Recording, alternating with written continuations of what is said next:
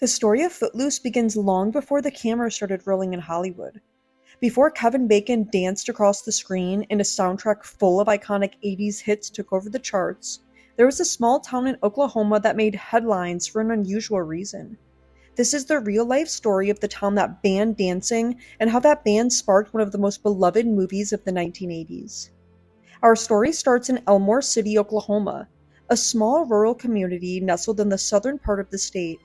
In the 1970s, Elmore City was a quiet town with a population of just a few hundred people, the kind of place where everyone knew each other and traditions ran deep. One of those traditions was the town's strict moral code, heavily influenced by conservative Christian values that governed much of daily life. Among the many rules that reflected this conservative outlook was one that stood out: a ban on public dancing. For generations, Elmore City had prohibited school dances and any kind of social event that involved dancing. The real reasoning, according to town leaders and religious authorities, was simple. They believed dancing could lead to sin. In their view, dancing was a slippery slope that could encourage immoral behavior, drinking, and sexual promiscuity. To them, eliminating dancing from the town's culture was a way to keep young people pure and out of trouble. This wasn't unusual for certain parts of America at the time. Throughout the early to mid-20th century, many rural towns, particularly in the South and Midwest, had similar ordinances against dancing, often tied to interpretations of religious scripture. But as the decades rolled on and American culture shifted, these bans began to feel outdated, especially to younger generations growing up under them. By the late 1970s, Elmore City high school students had never experienced the prom or any kind of school dance. Their social activities were limited to church gatherings, sports games, and small get-togethers at home. But as high school traditions became more widely celebrated across the country, many Elmore City teens began to feel they were missing out. They saw dances on TV, in movies, and heard about them from kids in other towns. And that's when everything started to change. In 1979, the junior class of Elmore City High decided they wanted to have a prom, the first in the town's history. For the students, it wasn't just about having fun. It was about equality and the right to enjoy the same traditions as other American teenagers. They took their proposal to the school board, asking for permission to hold the dance. What happened next would turn Elmore City into a national news story. When the students made their request public, it ignited a fierce debate in the town. On one side were the students and some parents who supported them, arguing that a prom was harmless and a natural part of growing up. On the other side were longtime residents, religious leaders, and older generations who believed that dancing would corrupt the youth and lead to moral decay. The arguments were passionate and sometimes heated. One local minister warned that dancing could lead to unwanted pregnancies and other sins of the flesh. Others argued that allowing dancing would break down the town's values and traditions. For weeks, the issue dominated conversations at church, in local businesses, and around kitchen tables. The school board found itself at the center of the storm. Board members had to weigh tradition against progress, community values against student happiness. Finally, the school board voted, and in a close decision, they approved the prom. The town's first official dance was scheduled for the spring of 1980. For the students, it was a dream come true. For some in the community, it was a devastating blow. The students planned the prom carefully, determined to prove that dancing wouldn't lead to chaos. They rented a local venue, hired a band, and picked out outfits for the historic event.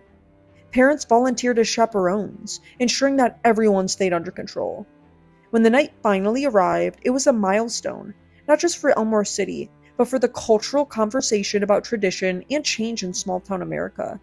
The prom went off without a hitch. There was no scandals, no wild behavior, just a group of kids dancing and celebrating like their peers in every other town. And that might have been the end of the story, except for one reporter. The story of Elmore City's first dance and the controversy leading up to it caught the attention of the national media.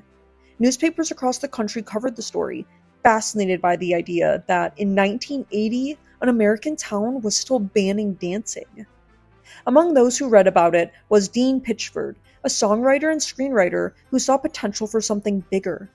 Pitchford was intrigued by the drama of the situation, the clash between tradition and rebellion, authority and youth, and the universal desire for self-expression. He began researching the story and visiting small towns, interviewing locals to capture the spirit of the conflict.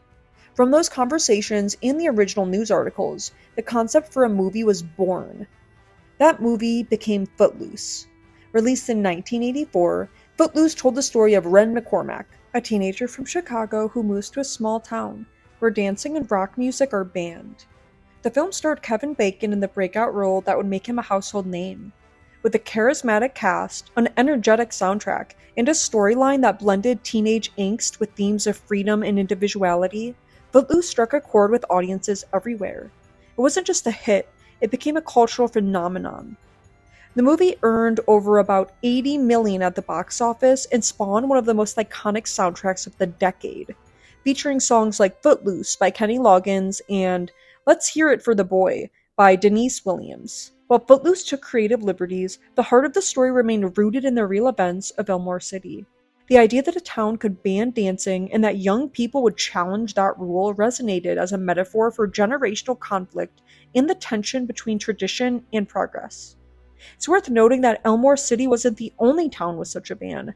Many small towns across America had similar restrictions, some lasting well into the late 20th century.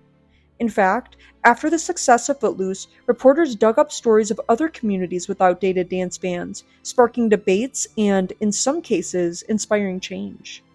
But Elmore City remains the most famous example, largely because it became the seed for a Hollywood classic. Today, the town embraces its connection to Footloose. What was once a point of division is now a source of pride in tourism. The town even hosts annual events celebrating its unique place in pop culture history. For the students who fought for their first prom back in 1980, the experience was life-changing. They didn't just win a dance, they made history and inspired a story that would live on for decades. The legacy of Footloose goes beyond its catchy songs and memorable dance sequences. It reflects a universal theme, the struggle between old rules and new freedoms, and the courage it takes to challenge the status quo.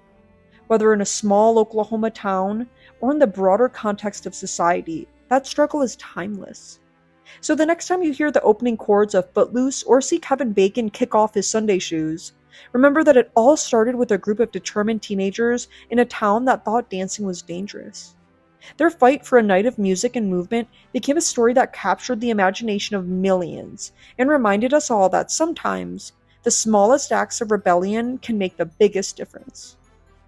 Like, comment, and subscribe for daily history and culture content.